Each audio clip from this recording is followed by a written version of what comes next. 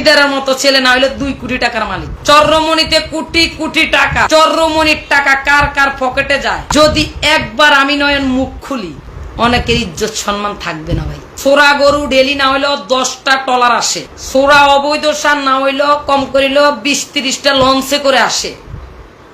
Launch না ওই যে কি বলে বলগেট। মাদকের তো কোনো শেষ নাই।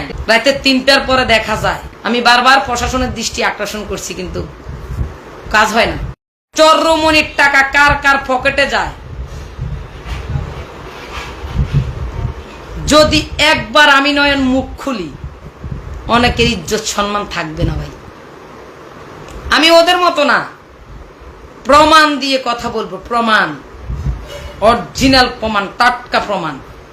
চর্রমণিতে সোরা গরু উঠে, চর্রমণিতে সোরা সার উঠে, এই পথ দিয়ে চর্রমণিতে মাদক আসে, চর্রমণির এই ঘাটে অবৈধ ব্যবসা চলে, কোটি কোটি টাকার অবৈধ ব্যবসা। এই অবৈধ ব্যবসার সাথে কারা জড়িত, এই অবৈধ ব্যবসার টাকা।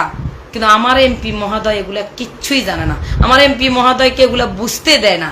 যখন আমি এগুলার ব্যাপারে ওনার নলেজে দিতে যাই, তখনই আমি হই অপরাধী। এই কারণে আমি হচ্ছি ওদের সর্বোচ্চ পথের কাঁটা। এই চর্রমণিতে অনেক কিছু হয়, অনেক ভালো ভালো ব্যক্তি, অনেক ভালো ভালো, যাদের কথা বললে আপনারা বিশ্বাসই করবেন না, কিন্তু তাদের পকেটে কিন্তু ডেলি টাকা চলে আসে। যদি আমি মুখ খুলি না, অনেক কিছু হয়ে যাবে, অনেক অনেক। দিদারের মতো ছেলে না হইলে 2 কোটি টাকার মালিক। লস যুবলীগের মনিরের আপনার স্পিরিট বোর্ড তার আন্ডারে, তার বলগেট তার আন্ডারে।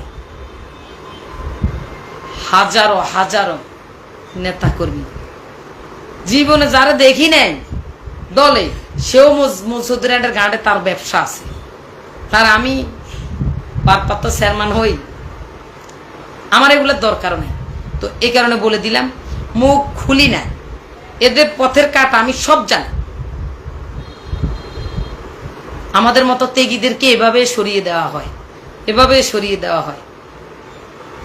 মুখ খুলি না, মুখ খুলবো না। দিন শেষে চিন্তা করি, ওরা যদিও দলের চিন্তা না করে, আমাদের মতো মানুষরা আমরা করি, কিলে বদনামিটা আমাদেরই হয়।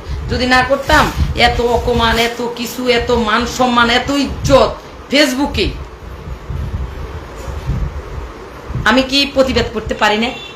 আমি 2-4-5 হাজার মানুষ, পুরুষ মহিলা দিয়ে আমার পক্ষে যে কোনো সময় যে কোনো মানুষের বিরুদ্ধে, যারা আমার বিরুদ্ধে মিথ্যা অপপ্রচার করে, আমি তাদের বিরুদ্ধে মিছিল করাইতে পারি, ঝাড়ু মিছিলও করাইতে পারি, কিন্তু আমি করাই না। দিন শেষে ক্ষতি হবে দলের, দিন শেষে ক্ষতি হবে দলের। চর্রমণিতে কোটি কোটি টাকা, সোরা গরু ডেলি না হইলেও 10টা ট্রলার আসে, সোরা অবৈধ সার না হইলেও কম করিলেও 20-30টা লঞ্চে করে আসে। লঞ্চ না ওই যে কি বলে বলগেট, বলগেট।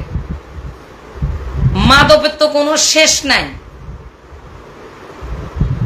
রাতে 3টার পরে দেখা যায় কি হয়। আমি বারবার প্রশাসনের দৃষ্টি আকর্ষণ করছি, কিন্তু কাজ হয় না। আমার আজও বলি, চর্রমণিতে 31টা সিসি ক্যামেরা যখন আওয়ামী লীগের সময় ঘাটেটা চলতো, তখন এই সিসি ক্যামেরাগুলো ওপেন ছিল। আর এখন এই যে আমাদের ঘাট পাওয়ার পরে এই সিসি ক্যামেরা বন্ধ কেন ভাই? আমি আবারও বলি, 0 পয়েন্ট, ফেরিঘাট, লঞ্চঘাট, bus stand, CNG stand, Honda stand, তারপরে আপনার এই যে বাজারের 3টা মোড়, তারপরে পেট্রোল পাম্পের সামনে, আলুর কোলেস্টরের সামনে। আমি আরো একবার বলছি, এই সমস্ত সিসি ক্যামেরাগুলো ওপেন করানো হয় না। বলে তার ছিঁড়ে গেছে। সিসি ক্যামেরা তার লাগাইতে কত টাকা লাগে? তার মানিটা কি? ছোট ছোট পোলাপাইন মাদকের সাথে জড়িত হয়ে গেছে। এই মাদকের নেতাকে পোলাপাইন অটোমেটিক বলে দেয়, পোলাপাইনের মারাও বলে। পোলাপাইনটাতে রাত্রে ঘুমের থেকে ফোনে উঠাই আনে, ফোন করে, গাটালারা আসো। সুস্থ তদন্ত করলে সব বেরিয়ে আসবে। সিসি ক্যামেরা কেন বন্ধ, সিসি ক্যামেরা কেন ওপেন হচ্ছে না, এটার ভিতরে কি আছে? সবাই তো তাকায় রয়েছে ওই চরমনির দিকে। টাকা তো চরমনি বালুর সাথে এভাবে উড়ে, বালু যেরকম উড়ে চরমনি এভাবে টাকা উড়ে। আমার এগুলোর প্রতি লোভ নাই, আমি তো তোদের এগুলোর দিকে তাকাই না। আল্লাহ নাকাস তোদের এই সমস্ত হারামের টাকা আমি খাইতেও রাজি না। আমরা অসুস্থ মানুষ, এই সমস্ত টাকা খাইলে আমার কাছে ক্যান্সার হইব, টিমার হইব, একটা কিছু হয়ে যাইব। আমাদের এগুলোর দরকার নেই। তারপরে তোরা আমার পিছনে লেগে আসস। ওরা বুঝে যে আগামীতে যদি চেয়ারম্যানই হয় তাহলে এরা এগুলো সাইন করতে পারবে না। তো আজকে আমি না হয় মুখ খুললাম না, আমি না মুখ খুললাম না, মুখ খুলবো না। আল্লাহ একদিন না একদিন মুখ খোলাবে, এগুলা বাস্তব হবে। পাপ বাপকেও ছাড়ে না, এগুলা বের হবে, সকল কিছু বের হয়ে যাবে।